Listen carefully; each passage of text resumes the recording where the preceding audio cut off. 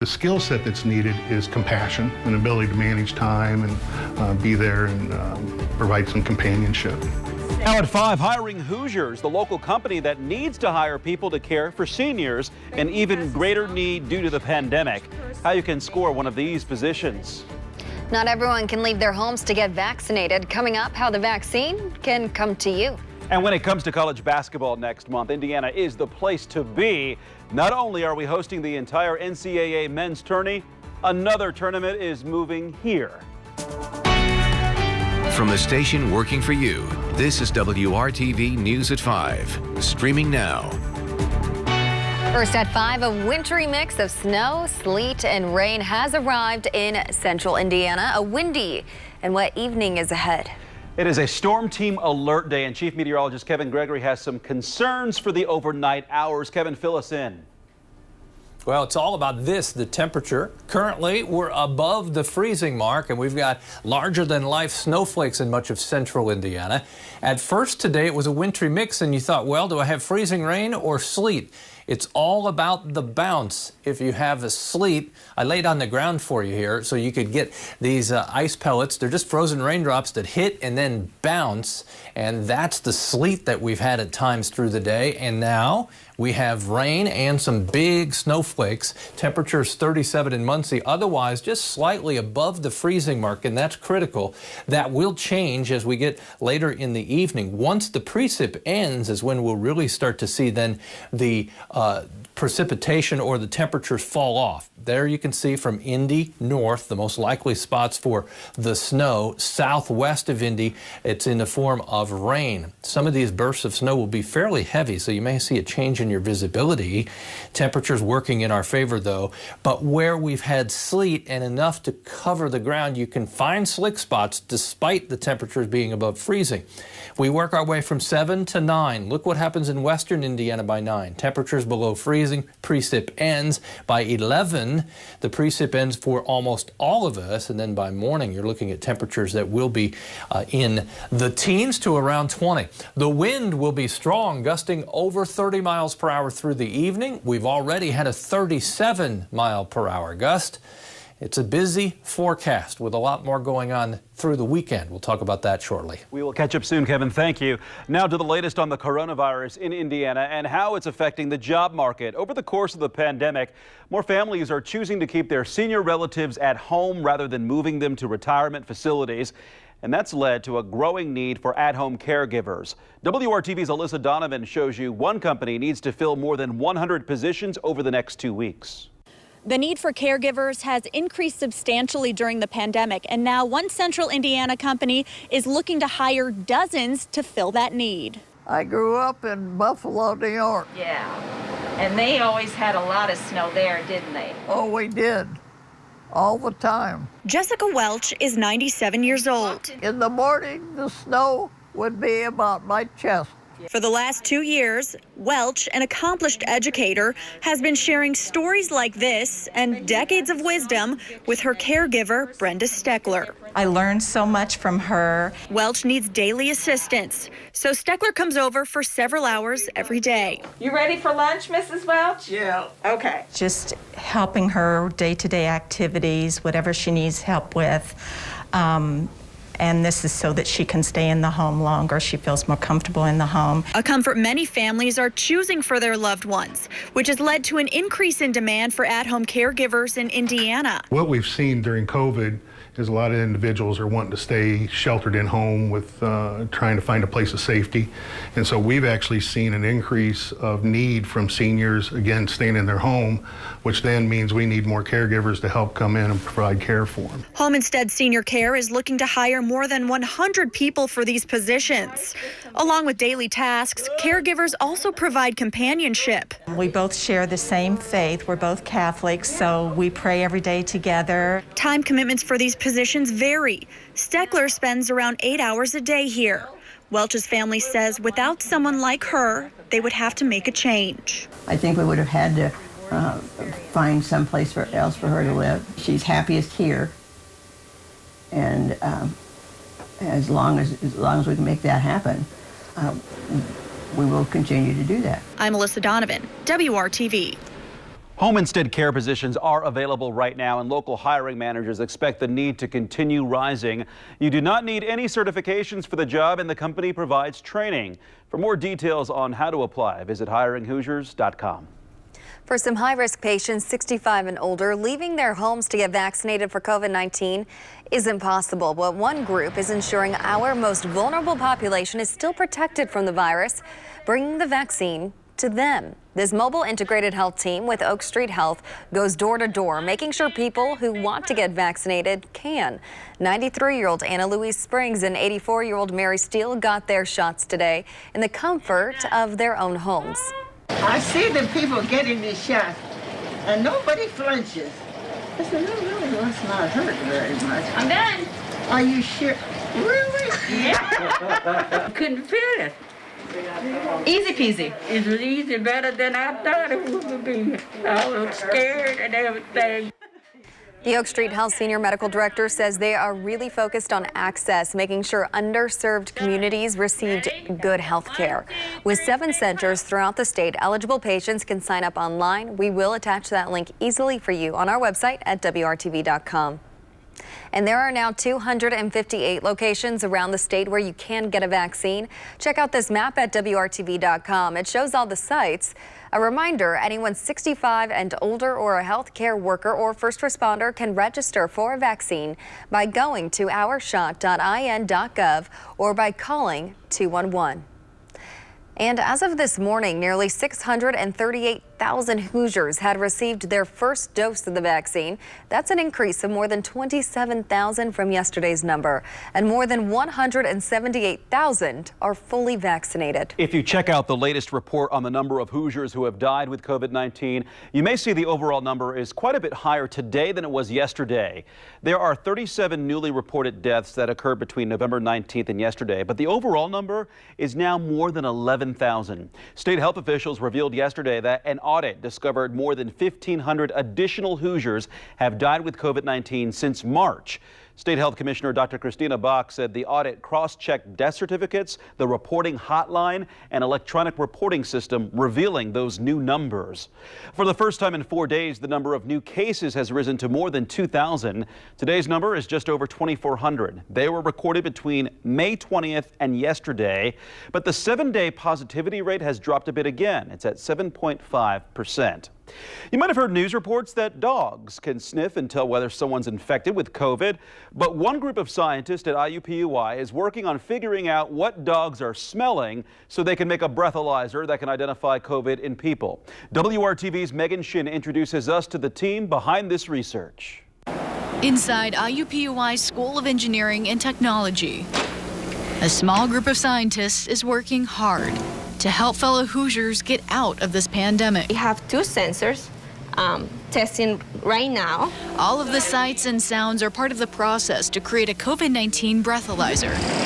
It's a concept IUPUI professor Mangalal Agrawal came up with. He wondered if they could develop a sensor that can detect the change in someone's breath when they have COVID-19. Using breathalyzer in medical field is kind of new. Agrawal says they started researching last April and they hope to have the breathalyzer mass-produced by the end of this year. We have a confidence that it will be successful and we can make things happen. So how does it work?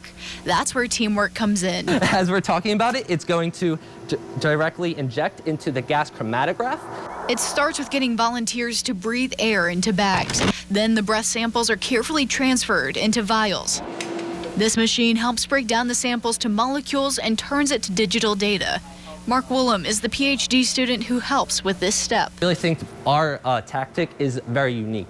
He says this project is personal. We really have a chance to make an impact in the community. And his feelings are shared. It means a lot because I'm here to work to help people through engineering. Master student Paula Ingridita Riviera uses her engineering skills to move the project forward by testing the samples on breathalyzer sensors. Where all the information is going to be collected and sent via Bluetooth. She says the sensors are so specific that the goal is for the breathalyzer to identify COVID, whether someone's symptomatic or not. We put them in our testing chamber, and we test them at different environmental parameters. The goal is to get the prototype right by this summer. Get a result with hopefully, over 90% accuracy. It's going to be in the maybe 1,000 hours of work in and more work to go. Assistant Research Professor Amanda Siegel says this breathalyzer is a sign of hope. If we had a simple test that could be used if you want to be around people who are immune compromised or even elderly, this could maybe help open up nursing homes again. It's invaluable research. There are a lot of benefits of the technology itself, regardless of whether it is for COVID or any other infectious disease. That'll help the community get back to a normal, safe, and healthy life. Working for you, Megan Shin, WRTV. There will be even more March Madness coming to Indianapolis next month. The Big Ten is moving the men's basketball tournament here the week before the NCAA tourney begins. The conference was originally set to hold the men's games in Chicago, but now they'll play all 13 matchups inside Lucas Oil Stadium. The first round will be on Wednesday, March 10th. The championship game on the 14th, that is also NCAA Selection Sunday. The Big Ten women's tourney was already scheduled to be in Indy that same weekend. Those games will be at Bankers Life Fieldhouse. Still ahead on WRTV, we are only in the second month of the new year and already one annoying robocall has risen to the top of the list. How do these people get your name, and is there any way to stop these calls? And we're expecting the coldest air in more than 2 years this weekend, and that means more responsibility on families to protect their pets. Plus, it's the law. And just look out your window. You can see what I'm showing you on radar. We've got some snow, sleet, and rain to deal with this evening. But for how much longer? And then what happens over the weekend?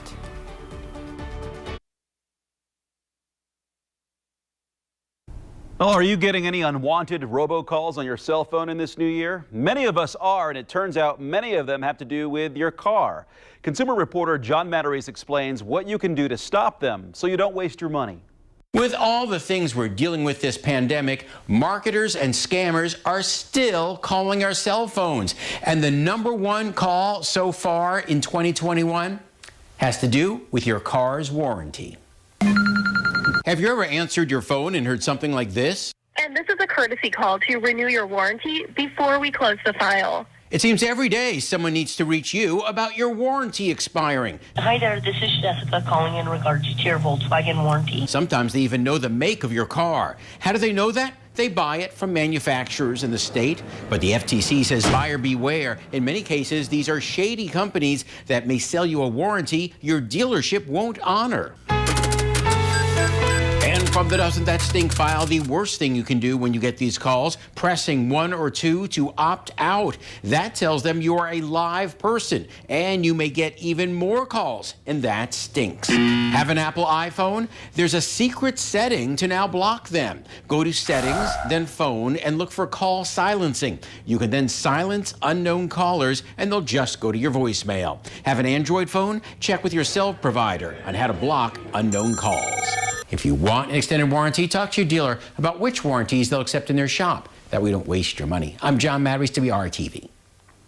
With frigid and dangerous temperatures approaching central Indiana, animal advocates are getting the word out to keep your pets safe. Friends of Indianapolis Dogs Outside, or FIDO, volunteers are doing outreach and letting dog owners know about the city's care and treatment ordinance. It says you must bring your dog inside if temperatures drop to 20 degrees or below. Violators can face a citation from the city, but FIDO says their goal is to simply educate pet owners of the dangers of cold weather. They say it is acceptable to let your dog outside briefly. Just for very short periods, like, 10, 20 minutes, just to run around and do their business and come back in. But, we're most concerned about these dogs that live outside, and when temperatures are getting as cold as they're predicted, dogs suffer and they can literally die in these temperatures. FIDO is offering resources like training crates, flea treatments, and other supplies. If you see a dog left outside in the frigid cold, be sure to report it to the Mayor's Action Center or through the Request Indy app. And while cold temps are on the way, the immediate concern is the wind, rain, and some snow. Chief Meteorologist Kevin Gregory is tracking that tonight on this alert day. And Kevin, my dog doesn't want to be outside at all in today's weather. And he won't over the weekend either, I'm sure. So do me a favor, Amanda, if I start talking too quickly, interrupt me and just say, whoa. All right, we got a lot to talk about. Here we go. First off, Jeff Eaton up in Hamilton County sent this video. A friend of mine, at times looks like a snow globe. Other times you get some sleet mixing in. Did you see in the upper left, someone's doing some hard work there. Building a snowman. There's plenty of snow left over from last week. And Mrs. Gregory ran down to tell me in my home studio here, it's snowing out. And she grabbed some video, and that's what Jeff was talking about. There's your snow globe effect. As these snowflakes are melting, they stick together and they become larger than life, but covering the roads in spots. Speedway, you can see the snow flying there too as you try to look toward downtown Indianapolis. Well, the burst of blue, that's where the snow is located, along and north of Interstate 70. You get down toward Bloomington, Nashville, more in the way of rain. And I think what happens this evening, this will begin to shut down in western Indiana first and then quickly move to the east. We're getting a break because temperatures are above freezing at ground level. That doesn't mean that roads can't become slick because you get enough cover on there, everything's wet, you can certainly slide a bit when you're trying to come to a complete stop. So be aware of that, and by morning, temperatures will be around 20. See the quick drop off in our probability of this wintry mix by the time we get past 9 o'clock. Certainly western half of the state it wraps up. Eastern half you may wait a little later till 10 or 11 before this is over. Temperatures during the day tomorrow with a mixture of clouds and sun in the low 30s. That's false confidence. It won't feel that warm because the winds will gust to 30 miles per hour once again. There's your west wind howling, a cold, strong, biting west wind, gusting to 30 miles per hour through the day. I want to point out tomorrow evening we may have another little burst of some flurries or very light snow briefly, southern half of the state. Then it's all about the falling temperatures as an Arctic front arrives Saturday night.